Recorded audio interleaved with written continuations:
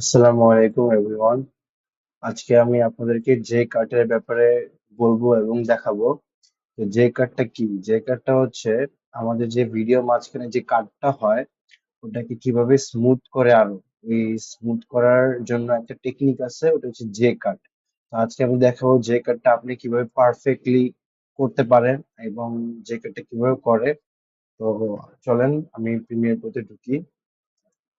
আমার এখানে একটা ক্লিপ আছে। এই ক্লিপের মধ্যে আপনি দেখতে পাচ্ছেন যে এখানে আমি ভিডিওটা প্লে করি। ওই টপিকের 100% পর্যন্ত আমি কি করে ফেলবো, শিখে ফেলবো। বাট আদৌ কি এটা পসিবল? আচ্ছা, তো এইখানে মাঝখানে একটা ব্রিদিং স্পেস আছে। তো আমি এটাকে একটা কাট করতে যাচ্ছি, এই ব্রিথটাকে সরাই দিতে। তো আমার মূলত এখানে ভিডিওটা শেষ হচ্ছে, মানে ফার্স্ট ভয়েসটা আমার এখানে শেষ হচ্ছে পুরোপুরি। তো আমি এখানে একটা সি দিব। সো এখানে সি দেওয়ার পর আমি চলে যাব, না এখানে সি দিব না, মানে মেনলি আমি আমার ভয়েসটা এখানে শেষ আর এখানে পয়েন্টে নিয়ে আসবো। এরপরে শিফট চেপে রাইট ক্লিক করবো, 5 ফ্রেম সামনে যাবো আর কি। 5 ফ্রেম সামনে যাওয়ার জন্য শর্টকাট হচ্ছে শিফট চেপা রাইট ক্লিক। এরপরে এখানে আমি সি দিব। সি দিয়ে আমি এই মার্কারটাকে একদম আমার সেকেন্ড অডিওর স্টার্টিং এ নিয়ে আসবো। নিয়ে এসে আমি অল্ট চেপে খালি অডিওটাকে সিলেক্ট করে সি চাপ দিব, মানে কাট করবো মাঝখানে। সো আপনি দেখতেছেন যে আমার শুধু অডিওতে কাট হয়েছে। আবার শিফট চেপে রাইট ক্লিক করে আমি 5 ফ্রেম সামনে গিয়ে এখন ভিডিওতে সি দিব।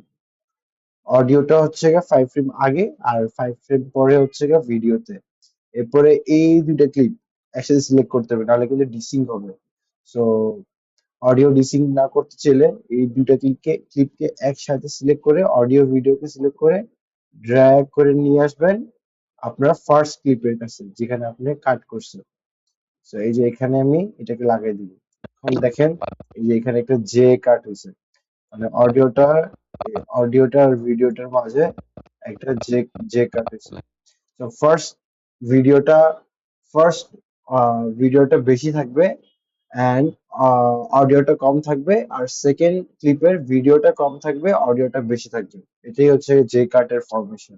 এখন দেখেন কাটটা কতটুকু স্মুথ হয়েছে। শিখে ফেলবো। বাট আদৌ কি এটা পসিবল? বুঝছেন? সো এটা হচ্ছে গিয়ে অডিওটা আগে আসতেছে, তো অডিয়েন্সটা এটা প্রিডিক্ট করে ফেলে যে কি আসতেছে, একটা সাসপেন্স ক্রিয়েট করে। and এটাই হচ্ছে যে কার্ডের মেইন পাওয়ার এবং মেইন টেকনিক। এটা করাতে ভিডিওটা অনেক স্মুথ হয়। শিখে ফেলবো। বাট আদৌ কি এটা পসিবল? ওকে, এখানে একটা প্রবলেম আছে, সেটা হচ্ছে আমার যেহেতু ক্লিপটা সেম, এই কারণে আপনি যতই যে কার্ড ইউজ করেন না কেন আপনার কার্ডটা তাও বোঝা যাবে। সো সেম ক্লিপের জন্য আপনার যে কার্ডের উপরে আরেকটা টেকনিক ইউজ করলে আপনার কার্ডটা আরো বেশি স্মুথ হবে।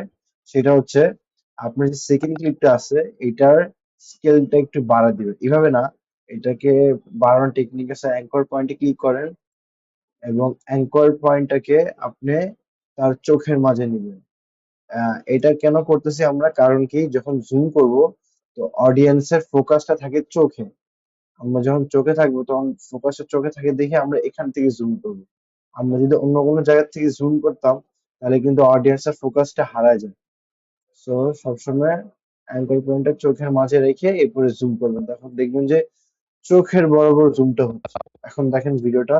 বাট আদৌ কি এটা পসিবল? আমি একটা কিছু দিয়ে প্লে করি।